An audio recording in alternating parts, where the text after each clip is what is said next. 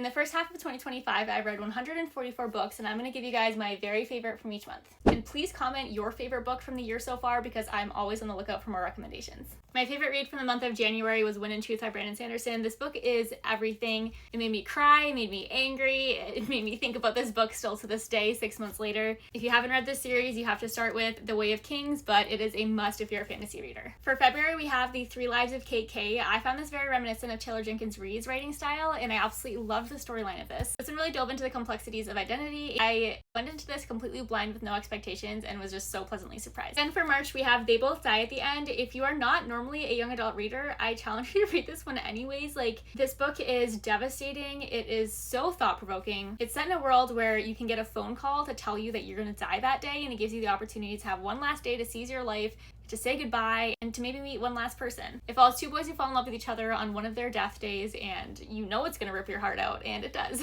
In April, we have First Time Caller by B.K. Borison. It is rare for a romance book to be my favorite of the month. I read a lot of romance and I love them, but there's usually something that wins out in the end above them, but this one was just incredible. I've read a ton of B.K. Borison's books, but this one is honestly so far above the rest. I love them all, but like legitimately one of the best romance books I've ever read. Alright, for May, I had to put two in here, which I know is a little bit cheating, but first one is Atmosphere, and honestly, any book that I read in May, it was a disservice to it that I read it in the same month as Atmosphere, because this is one of my favorite books I've ever read in my entire life now. This book will alter the way that you view your life, the way that you look at love, the way that you honestly like see the entire world. Like, it legitimately will change your life. And so of course this is the clear favorite, and I loved this so much. But I also had to throw in here The Woman in Suite 11, because this is an amazing thriller, and if you read The Woman in Cabin 10, then this is the sequel that takes place 10 years after it, and I loved this so much. So it's like the honorable mention, like, again, this is one of my favorite books ever, but like this one is so good too, so I had to mention it. Like, these are both must reads. And for June, I'm cheating one more time. My very favorite of the month was My Friends by Frederick Bachman,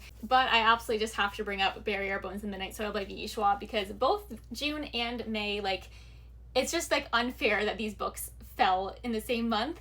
Like, if one of these was in one of the earlier months, not January, Wind and Truth is set in stone, but honestly, some of those earlier books, like if I read one of these during those months, it would be the clear favorite. So like, I had to include both of these. This one's contemporary fiction. It's gonna make you sob, it's gonna make you laugh, it's gonna make you change the way you view friendships and just like your life purpose in general. Whereas this one is a fantasy book about toxic lesbian vampires. It has a handful of different timelines, different perspectives. It's just written in a way that's so enthralling and addicting. You will not be able to put this one down. And there we have it, my favorite book from each month of the year so far. I'll of course do another one of these at the end of the year. And if you've read any of them, I'd love to hear your thoughts.